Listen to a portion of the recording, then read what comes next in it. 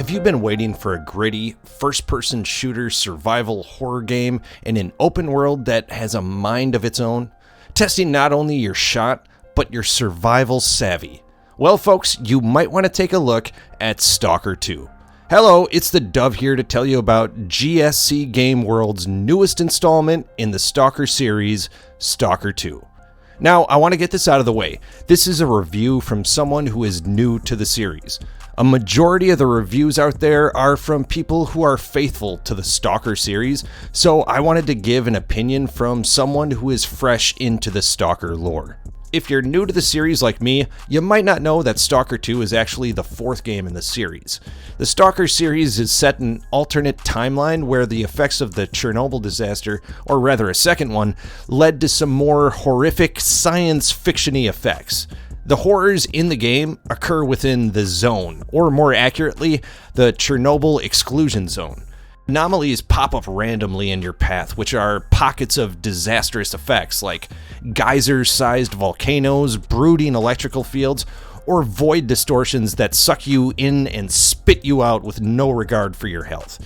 And all of these you will want to avoid like the plague, unless you're trying to obtain a special object, but more on that later. If you weren't trying to avoid those nasty anomalies, there are still mutated beasts, random traps, and stalkers who don't like the cut of your jib. So this zone is filled with countless enemies and unfriendlies to say the least.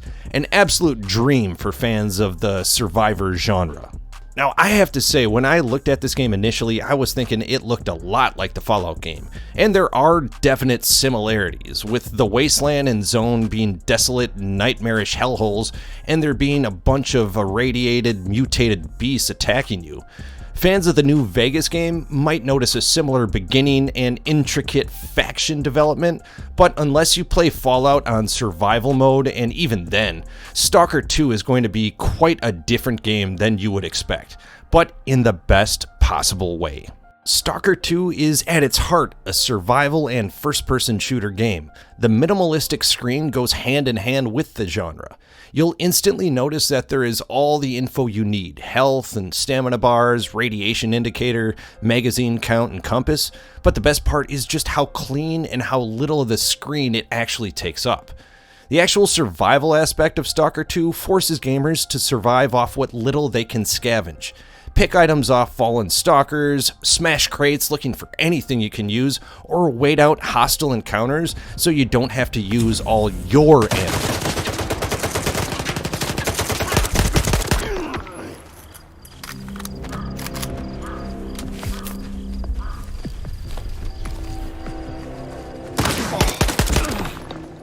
Resources are slim to come by and expensive to trade for, and you need to manage a standard box-style survival backpack that won't let you carry half an arsenal to your next vendor.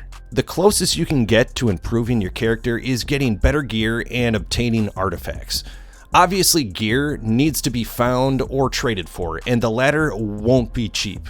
Artifacts will generally be found in concentrated pockets of anomalies, and some of the artifacts will actually probably do more harm than good, especially early on in the game when your inventories and coupons are pretty low. Clearly, S.T.A.L.K.E.R 2 leans heavily on the survival aspect, and at times, if you're not used to this style, it can be very frustrating. I found myself hitting my head against the wall on many occasions, and there were a few levels where I got to a point where I just couldn't progress any further with the gear and inventory I had. But that honestly is part of the charm of the game. It is about surviving the zone, and that zone is just brutal. You can't be afraid to make a mistake, and don't be afraid to just restart your playthrough once you have a better understanding of the zone, especially if you're new to the series like me. Personally, after I played through a good portion of the first zone, I saw how scarce and expensive ammo was, so I started a new playthrough and switched all my rifles to single fire as soon as I acquired them. That made a world of difference, so be prepared to learn from your mistakes. While out in the zone, you'll come across some friendly stalkers looking for loot and trying to survive just like you, so don't go shooting every single person that you come across. Sometimes those friendlies can help you take out a pack of mutated beasts that you don't have the firepower for, so don't have such an itchy trigger finger. You will be able to stop by compounds to restock, refuel, and trade with merchants. You'll also be able to trade with random stalkers that you come across in the zone, but they won't have the same stock as the merchants. The economy is not as forgiving as some other survival games you may have played. I don't often litter my reviews with pieces of advice, but I will tell you that if you plan on picking up every other gun you find and trying to sell it to the nearest vendor, you'll be out of luck.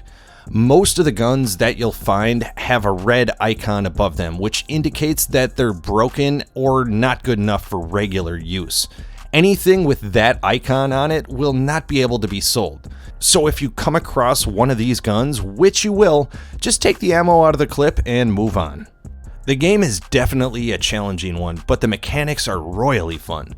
The gunplay is so bare bones and realistic, it's honestly some of the most satisfying that I've encountered in recent games. It's not perfect by any regard, but with the lack of icons and eye garbage that's all over the screen in most modern games, S.T.A.L.K.E.R 2's setup is incredibly refreshing. And not only is S.T.A.L.K.E.R 2 a challenge because of the lack of graphical support, but each gun has its own distinct recoil pattern, characteristics, and they have to be maintained. The sound and reaction your character makes to the gunplay feels incredibly realistic. Sometimes the booming sound of the gun can send chills down your spine.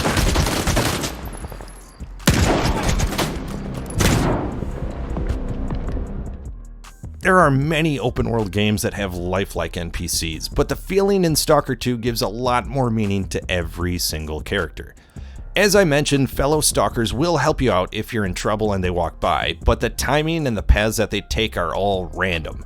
That randomness with the characters works both ways. There were instances where I thought the coast was clear, then I'd get hit by bullets from a pack of shady stalkers. Those random occurrences add to the immersion and are generally welcome regardless of the outcome. It makes the game feel more lifelike and gives players a lot of reason to play through S.T.A.L.K.E.R 2 multiple times. But back to the survival aspect of the game. The pickings are slim. You always need to be thinking about where you can acquire more ammo, how you can make more money or coupons, and all the while monitoring your health that includes a hunger system. It's not too complex, but you'll need to have some grub on hand at all times unless you want your combat to suffer. You also have to worry about getting cut during encounters or when you don't see barbed wire when you're jumping. You'll need to use bandages specifically to heal any wounds, otherwise you might bleed out. Eating a loaf of bread as you bleed will only buy you seconds. Same with a medkit, it will only buy you time until you can bandage up your cut, so always have a supply of bandages on hand. Love it or hate it, the constant challenge, the unrelenting and dangerous atmosphere, and the not always so friendly friendlies makes S.T.A.L.K.E.R 2 a remarkably immersive title. Now there are a few caveats with that immersion obviously. There are a few bugs here and there with NPC pathing and some graphical issues. Another issue with the immersion is that your main source of protein is cured meats, which by itself isn't all that strange given the circumstances and lack of refrigeration, but you couple that with the severe lack of female characters and we are talking both a literal and figurative sausage fest. S.T.A.L.K.E.R 2 pretty much just throws you right in the lion's den. You do get a tutorial level that doesn't entirely feel like a tutorial, and once you get past that initial part, the game really opens up into an entirely different feel. Story-wise, I was hoping for a bit more explanation early on, and that just didn't happen. As a newcomer to the series, I often felt a bit lost to what was going on. I do believe you can start this game and not have any previous knowledge of the other games and figure out what's going on, but in my opinion, you might want to research parts of the story if you're not going to play the previous games. Although it takes a minute to get yourself familiarized with the story, make your choices carefully.